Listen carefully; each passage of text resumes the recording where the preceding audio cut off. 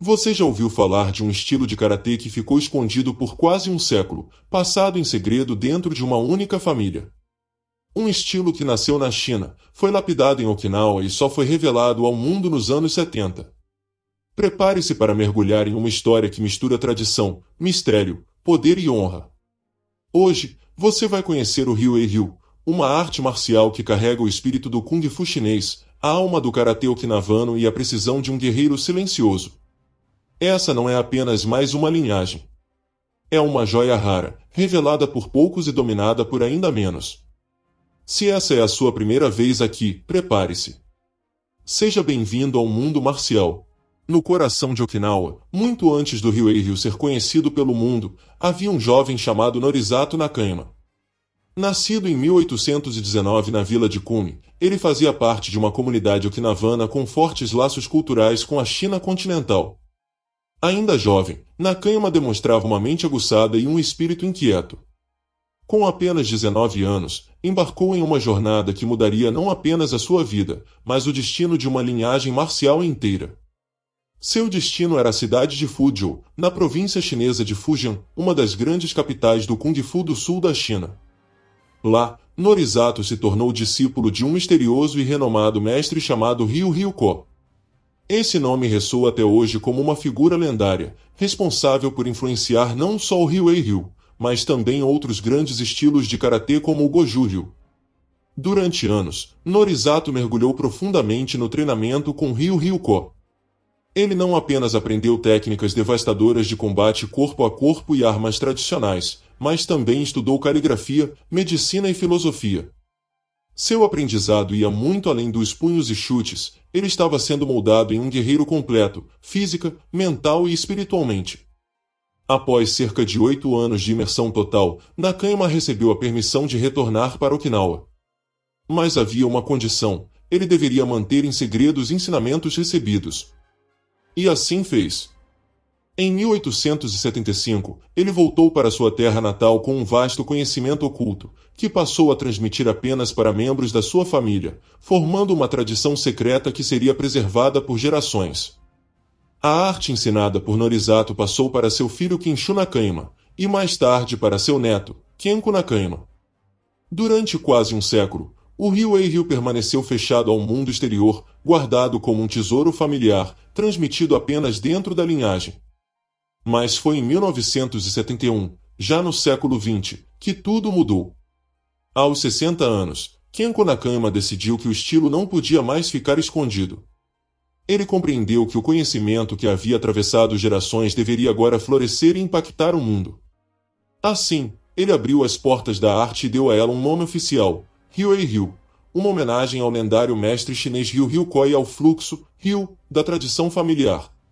O primeiro aluno fora da linhagem a receber esse legado foi Tsuguo Sakamoto, um jovem determinado que não apenas dominaria os katas e técnicas do estilo, mas também se tornaria campeão mundial de kata e o maior difusor do Ryu-Ei-Ryu no planeta.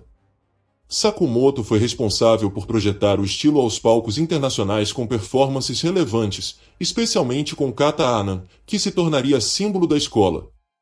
Hoje, o Ryu-Ei-Ryu se espalha por países das Américas, Europa e Ásia, mantendo viva uma chama que começou com uma viagem corajosa de um jovem okinavano até os templos marciais do sul da China.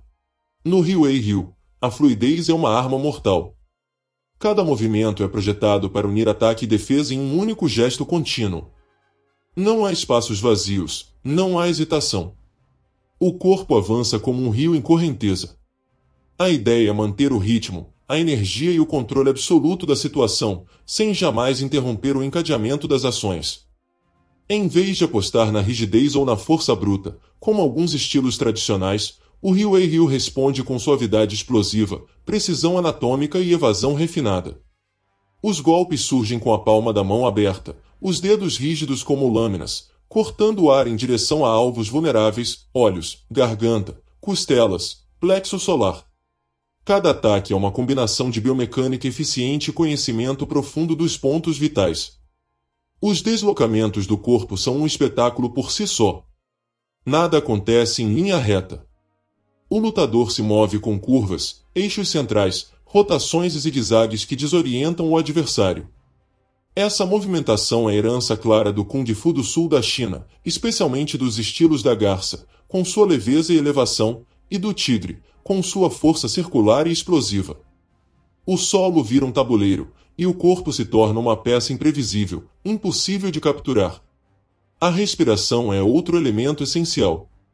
No Huey Ryu, ela é audível, poderosa, marcada por um som interno conhecido como ibuki. Não é apenas um modo de oxigenar o corpo. É um ritmo invisível, um compasso interno que organiza a explosão de força, o recuo estratégico e o impacto final. Essa respiração canaliza o ki, a energia vital, para onde é mais necessário, punhos, pernas, centro de gravidade ou até mesmo para manter a mente focada sob pressão. Os katas do estilo são verdadeiros códigos marciais, não são apenas demonstrações estéticas. São bibliotecas vivas de técnicas de combate, com camadas táticas escondidas em cada sequência. Aparentemente suaves, esses katas revelam defesas contra múltiplos oponentes, contra-ataques disfarçados e gestos que simulam armas invisíveis, como facas ou bastões curtos, sugerindo cenários de combate real. O Huey Ryu também preserva com orgulho o Kobudo tradicional de Okinawa. Bastões longos como o Bo, armas curtas como as tonfas, nunchakus e sais são treinados em paralelo ao karatê, formando um guerreiro completo, versátil, adaptável a qualquer tipo de combate. Essa integração entre mãos nuas e armas antigas amplia o repertório técnico e tático de maneira impressionante.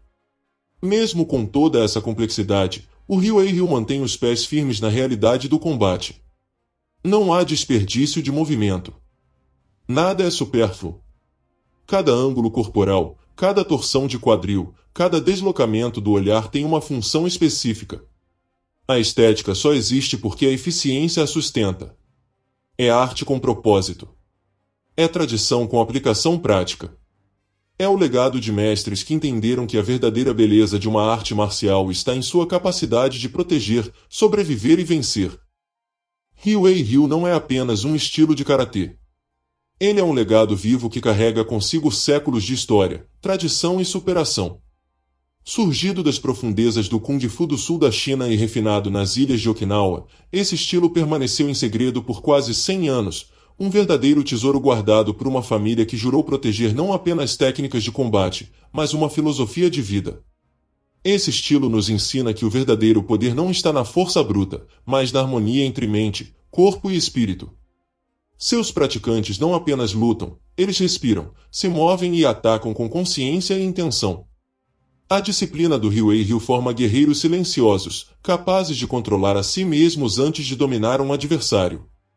E foi graças à coragem de Kenko Nakayama, que decidiu abrir os portões do estilo para o mundo em 1971, que esse legado começou a se espalhar.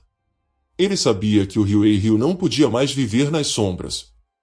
Era hora de inspirar uma nova geração. Hoje, esse estilo ecoa em doujos espalhados pelo Japão, Américas, Europa e além. Está presente nas competições mundiais, nos tatames escolares, nas academias de artes marciais e no coração de cada aluno que entende que lutar não é apenas derrubar, mas honrar a história que pulsa por trás de cada golpe. O Huey Ryu não é moda. Não é tendência. É resistência. É o testemunho de que uma arte verdadeira, quando guiada por princípios sólidos, pode atravessar continentes e séculos, sem perder sua essência.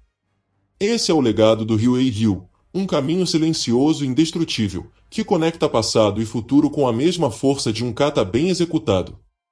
Um legado que continua crescendo, não pela quantidade de faixas pretas formadas, mas pela qualidade dos seres humanos moldados dentro e fora do dojo.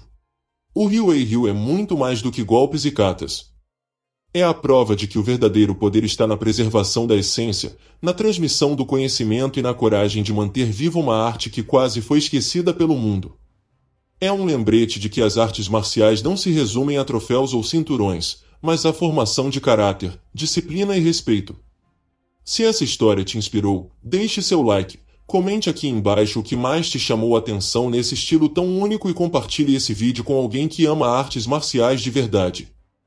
E claro, inscreva-se no canal Mundo Marcial, porque aqui, cada vídeo é uma viagem ao coração dos estilos mais fascinantes e poderosos do planeta. Nos vemos no próximo vídeo.